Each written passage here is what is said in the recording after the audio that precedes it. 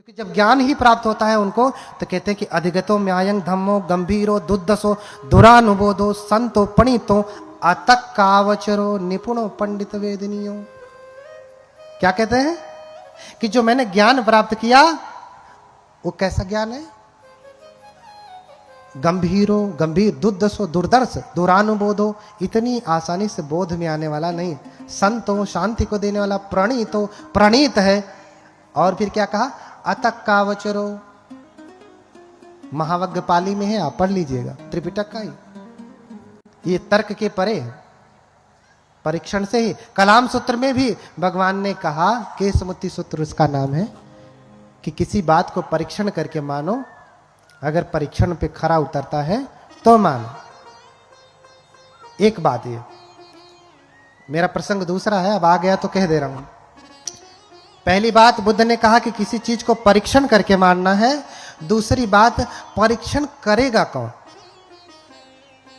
वो लड़का जो खेल रहा है उसको कहा जाए चल बाबू लेबोरेटरी में चलो और जरा पानी बनाओ, ये H2 है, ये वो है, हाइड्रोजन का 2 अणु है, ये ऑक्सीजन का, लो बाबू जरा पानी बनाओ, बना लेगा? हाँ?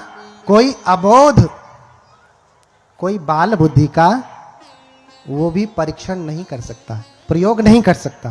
प्रयोग करने के लिए भी कैसा होना पड़ेगा उसको? पहली बात तो बुद्ध के वचनों को परीक्षण कर... बीच बीच में मत काटिए। परीक्षण करके मानना है। दूसरी बात, परीक्षण करने वाला भी उस योग्य होना चाहिए। हिंदी पढ़ाने वाला परीक्षण नहीं कर पाएगा जब तक वो विज्ञान पढ़ेगा नहीं। अब इस बात को मैं क्यों कह रहा हूं? क्योंकि आज हर चट्टी चौराहे पे, घर घर में, गली गली में, हर घर में बाबा साहब पैदा हो गए, उनसे भी ज्ञानी। वो हर बात में तर्क वितर्क। भैया तुम तर्क वितर्क करके ये सिद्ध कर सकते हो कि तुम अपने पिता के बेटे हो? कर सकते हैं? तर्क करके सिद्ध कर सकते हैं कि आप अपने पिता की सही औलाद हैं? एक बात, परीक्षण करके मानना है, परीक्षण करने वाला योग्य होना चाहिए। इसके बाद भी परीक्षण पे भी भरोसा ही किया जाता है। अंततः क्या आ रहा है? भरोसा। अब मैं कहूं कि आप अपने पिता के बेटे हैं, इसका क्या प्रमाण है आपके पास? तर्क से तो पहली बात आप सिद्ध नहीं कर पाएंगे, जो गली गली में करते बैठते हैं लोग। और अगर परीक्षण से आप करना चाहेंगे तो भाई ज्ञानी है, कहेंगे डीएनए टेस्ट करा लो, नहीं भरोसा है तो डीएनए टेस्ट कराने जाएंगे तो किसके पास जाएंगे? आप तो करेंगे नहीं, डॉक्टर लिखेगा, उसकी पर्ची पे भी आपको क्या करना पड़ेगा? भरोसा करना पड़ेगा कि इसने सही किया। फिर जाएंगे जो टेक्नीशियन है, लैब टेक्नीशियन, वो भी क्या करेगा? टेस्ट करेगा। उस टेक्नीशियन पे भी भरोसा करने पड़ेगा कि नहीं, इसने सही से पढ़ाई करके जो है इस पद पे ये आसीन हुआ है। ये जो टेस्ट करेगा सही करेगा। जो मशीन वो उपयोग करेगा उस पे भी आपको भरोसा ही करने पड़ेगा। अंततः जो रिपोर्ट आई उस पे भी आपको भरोसा ही करना पड़ेगा कि ये रिपोर्ट सही है।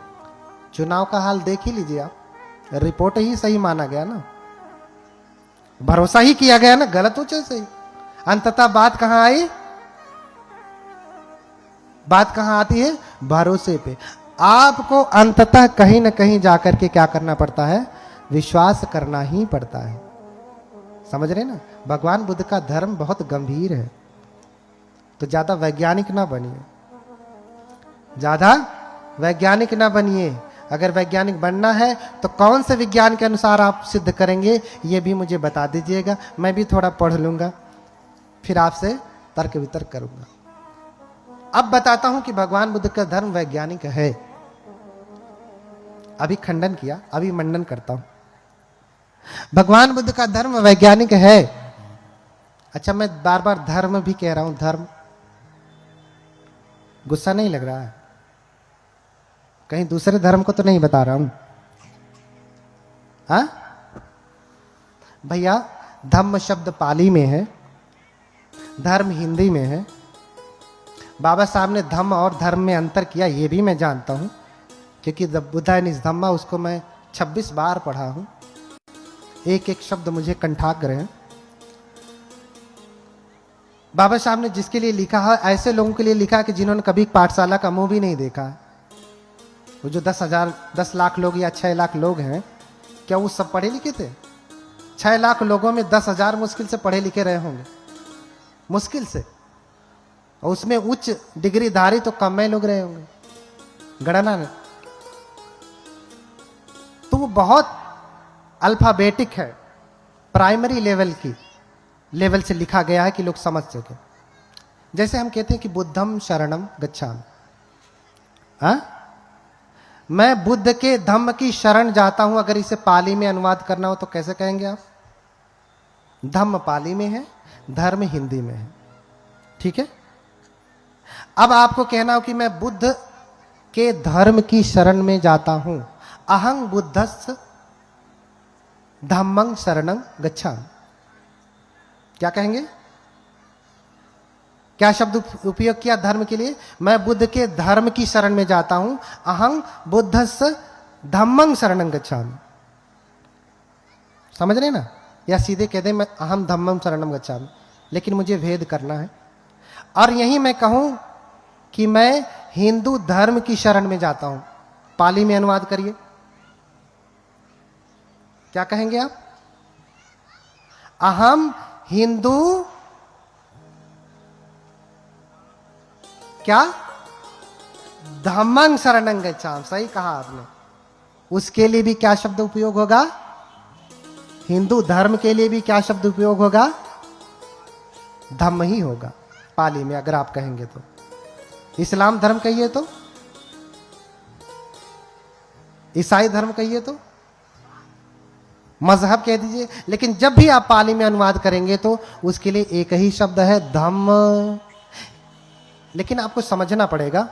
बोलिए भगवान बुद्ध की, बोलिए भगवान बुद्ध की। बैठिए। अरे बुद्ध बनना इतना आसान होता तो आप बन नहीं जाते। बुद्ध 6 साल एक आसन पे बैठे रहे, आप 6 घंटे नहीं बैठ पाते। और परम भगवत्ता को कैसे प्राप्त करेंगे? हाँ, परम भगवत्ता को कैसे प्राप्त करेंगे? धर्म को कैसे प्राप्त करेंगे? मुक्ति कैसे प्राप्त करेंगे? इतना आसान थोड़ी नहीं है कि चलो भाई दाल चावल रख दिया और खा लिया, ऐसा नहीं। तप करना पड़ता है, तप करना पड़ता है, ठीक है। तो धम्म और धर्म में कोई भेद नहीं। धम्म पाली में है, धर्म हिंदी में है। अब भाव समझिए कि जब हम धर्म कह रहे हैं तो धर्म का क्या अर्थ है, ठीक है। जैसे एक शब्द ले लीजिए, सत्य। शब्द क्या है? सत्य। अच्छा, हम किसी हिंदू व्यक्ति से पूछेंगे कि बताओ सत्य क्या है, तो वो क्या कहेगा? ब्रह्म सत्यम। क्या कहेगा? शब्द क्या है? सत्य। किसी हिंदू व्यक्ति से पूछा जाए तो क्या कहेगा? ब्रह्म सत्यम। भैया उसके धर्म में ब्रह्म सत्य है। लेकिन वही बात बौद्ध धर्म में आकर के आपसे पूछा जाए कि बताओ कि सत्य क्या है, तो क्या कहा जाएगा? दुखं सत्यं। पाली में कहा जाएगा क्या? सत्य वही है, शब्द वही है, लेकिन सत्य उनके लिए ब्रह्म है, बुद्ध के लिए दुख है। इसलिए पहला आर्य सत्य क्या है? इदं खोपन भिक्खवे दुखं आर्य सत्यं। जाति पि दुखा, जरा पि दुखा, व्याधि पि दुखा, मरणम पि दुखं। अपिये ही संपयोगो दुखो, पिये ही विपयोगो दुखो, यम पिच्छं न लभति तम पि दुखं, संकितेन पंच उपादान खंधा दुखा। ये सब कुछ सत्य है। बुद्ध ने क्या कहा? दुख सत्य है। इसलिए शब्द को लेकर के लड़ाई मत करिए, शब्द को लेकर के लड़ाई मत करिए, दर्शन को लेकर